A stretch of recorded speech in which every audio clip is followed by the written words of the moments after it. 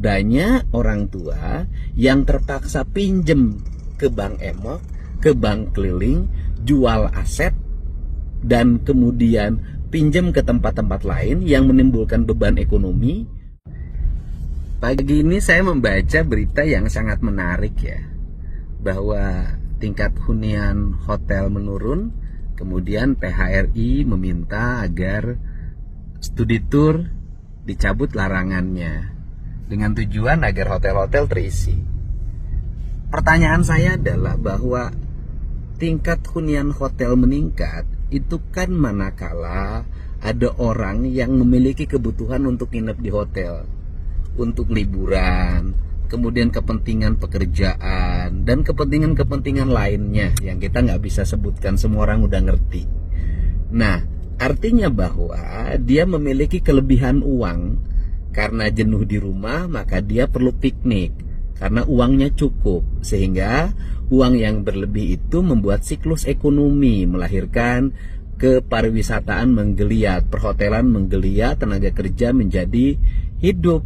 Karena orang-orang yang berkelebihan keuangan, di mana kebutuhan dasarnya sudah selesai, kebutuhan makan, minum, pendidikan, dan kepentingan-kepentingan kesehatan dan sejenisnya.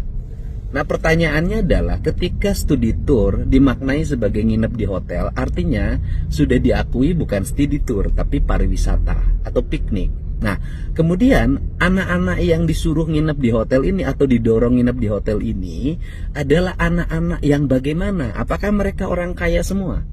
Tidak.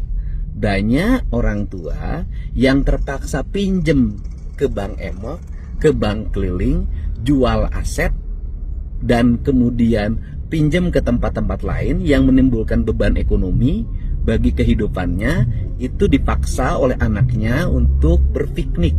Dulu menyebutnya studi tour. Nah, satu sisi bisa jadi terjadi lonjakan kunjungan di dunia kepariwisataan. Ada aspek ekonomi yang bergerak. Tetapi di sisi lain itu ada kemiskinan baru yang tercipta, yaitu puluhan ribu orang tua siswa atau ratusan ribu orang tua siswa yang menanggung beban hutang akibat piknik anaknya yang bersimbolkan studi tour.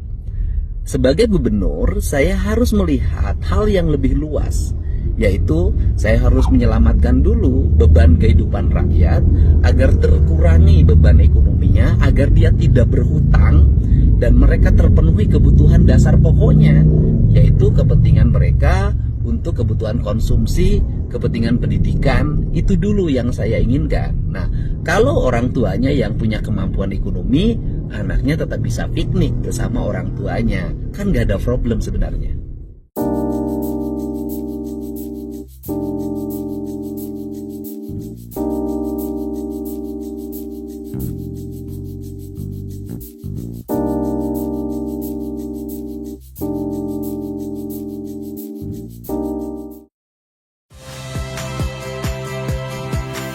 Saya Ihsan Sitorus.